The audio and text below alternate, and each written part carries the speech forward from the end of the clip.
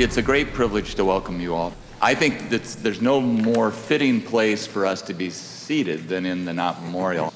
The reason why it's appropriate to be in here is not only because it's a beautiful building, but the Knott Memorial is the anchor to what is arguably the most influential campus in America. From a competitive standpoint, one of the greatest advantages that Union has is its history. We always emphasize that one of the things you get when you come to Union College is you're buying into being part of history.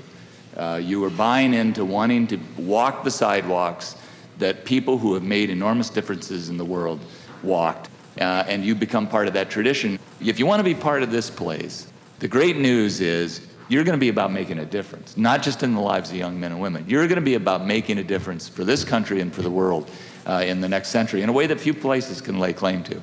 The President's Council is about doing just that. The President's Council is about helping to make the difference that needs to be made, but it's going to be a group where we're really going to talk about the issues as candidly and openly as we can. First of all, I don't think that anybody here hasn't figured out school needs money. How many of you are the middle child? Can I do more? They're targeting coaches. One of the missions of this group, or a central mission, is to help the president and his senior staff think about specific challenges that face the community and to have the privilege of being insiders to the college. We had a really diverse group, and we talked about difficult topics. It wasn't a rah-rah session about how great the college is. It was really, where are the problems? Where do we see the problems in the future? I'm an engineer. There are finance guys here. So we really had a broad discussion about different points of view about how to solve these problems. It was just reassuring and refreshing to see the administration in action and also have an opportunity to share a room with other alums who have been successful in business and in life, and to hear them talk about a variety of issues very thoughtfully and intelligently. If you had the choice between having a free television ad on the Emmy Awards, the Grammy Awards, and the Super Bowl, or if you could choose to have the college counselor at the top 15 high schools in all 50 states know and like Union College, which would you choose today? I'd take the counselors.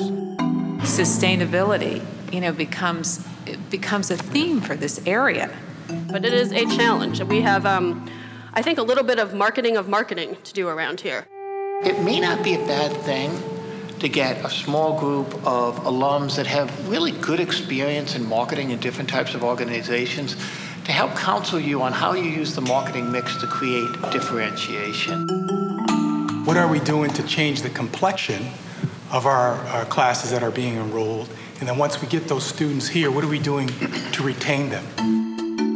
To empower the marginalized students without marginalizing the majority population on campus. They used to say that the lack of diversity was the thing that bothered them the most. Maybe people would, the light bulb would go off and say, aha, I do need to have this kind of... We wanted to be very direct with people and say, we need you. We were very strong from a financial standpoint. We're rated A1 by Moody's. Had this economic downturn not happened, I'm a little bit of a numbers guy, so let me apologize up front to people. What's the operating loss dollar-wise before annual fund and endowment spend? I think it'd be a little bit presumptuous for me to tell them how to spend all the money that they're going to try and raise going forward without a little bit deeper understanding, but my initial impressions is they've obviously given it a lot of thought, and I think my own view is the Wold Center is fabulous. It's where the world's going, it's where the college is going, and it plays to Union's strengths. What you're going to see today when you tour the Wold Building and a number of other things, we're continuing the momentum at Union College in very, very important ways. This is going to have, I think, 13 research labs in it, and what it'll enable us to do is start to combine research labs and S&E. So take two 200 square foot labs and make one 400 square foot lab out of it, so we can not only help out the people who are moving in here, but help out an equal number of faculty who will be back in the other buildings as well. Well, we just took a walk through the new Science and Engineering Center, and it is the Wall Building, and it is incredibly impressive, and it's going to be an amazing facility. Absolutely gorgeous. It really connects into the campus really well, and all the glass walls are going to have a lot of light in here. It's going to be a pretty special place. Well, the facilities certainly have continued to be upgraded. Dramatic investments. You really see it when you walk around. I graduated in 1977, and I haven't been back since then. But obviously, all the development of science and engineering is wonderful. But true to the Union tradition, much hasn't changed. It's kind of wonderful physically. The liberal arts education is going to be way beyond anybody's capacity within a short while if we don't figure out how to deal with some of these financial challenges. 33% of our graduating class is even giving money. I mean, that's pretty low. 82% of union alumni have given at some point in their life. The problem is not everybody gives every year. I find my job surreal when we have a $33 million financial aid budget and it's not enough.